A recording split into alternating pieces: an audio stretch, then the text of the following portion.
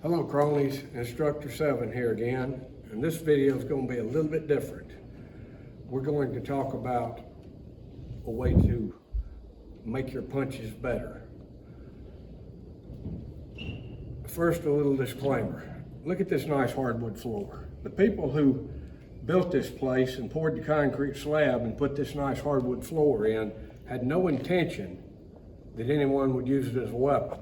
I have many times taught different ways to throw people and stuff their head into the floor, bounce it off that could cause damage.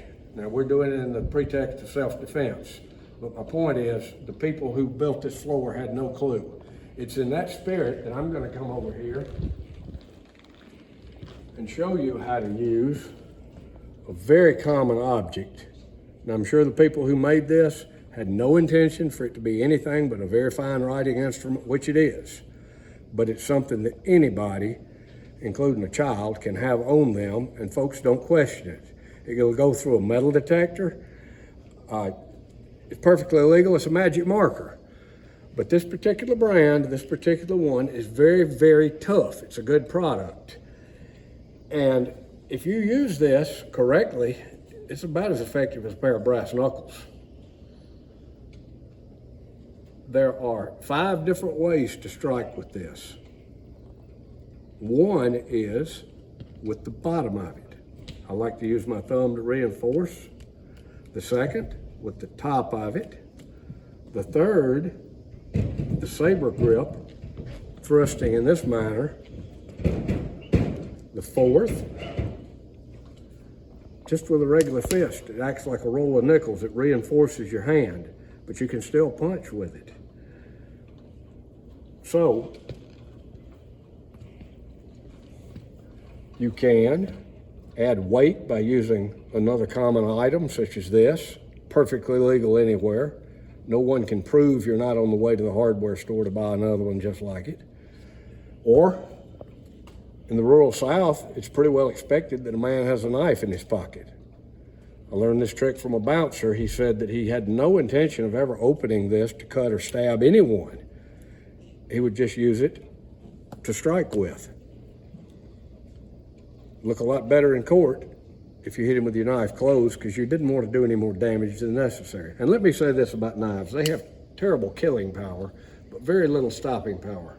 You always hear stories about people being stabbed 30 or 40 times, or they say, I felt it and I just thought he was hitting me, especially if they're very sharp. Your objective is not to kill somebody, make them bleed out. Your objective is to stop the fight and protect yourself, right? Something like this will not only impart more blunt force trauma, but it will protect your hand. So, I'm gonna hand this to a young man and he's gonna hold it and just hold it and yeah, like a regular punch. Hit that. Well, again, imagine getting that. It's protecting his hand, it's reinforcing it. If I have it, I'm going to the second version. I'm going to go to the saber grip. I can stab, thrust, hit anywhere. Look at this. All right, that's the hammer grip, right? Like I'm using a hammer. That's the saber grip. Here, strike with either end. I'm just using a long object to show you. Hammer grip, saber grip. Now watch this, there's another one. See how this is almost in line with that, but not quite? I have to raise my elbow. This is the abutted saber grip. See how that is perfectly parallel in line? I do that mostly for accuracy.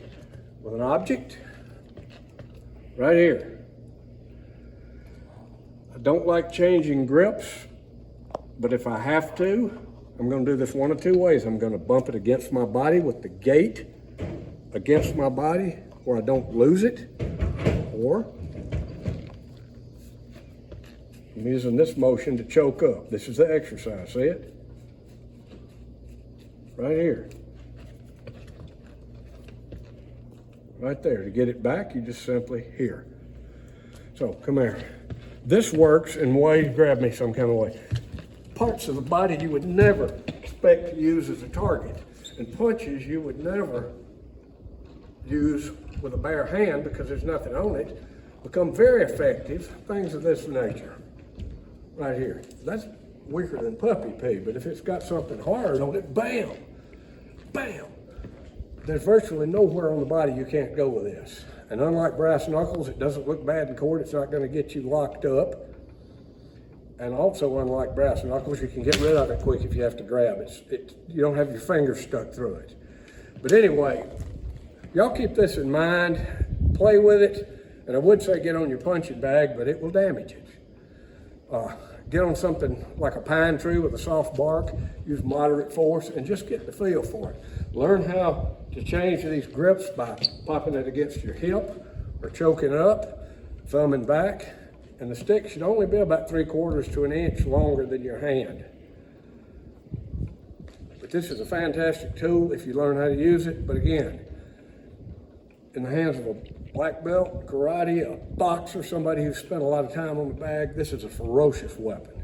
In the hand of your wife or girlfriend, not so much. It does not make you a better puncher. It just makes your punches better. You know, it's not the arrow, it's the Indian, right? Till next week, y'all stay safe, be dangerous, never ever initiate aggression, and don't forget your magic marker. And also, don't forget to like, subscribe, share this with somebody else you think needs to see it. Thank you very much.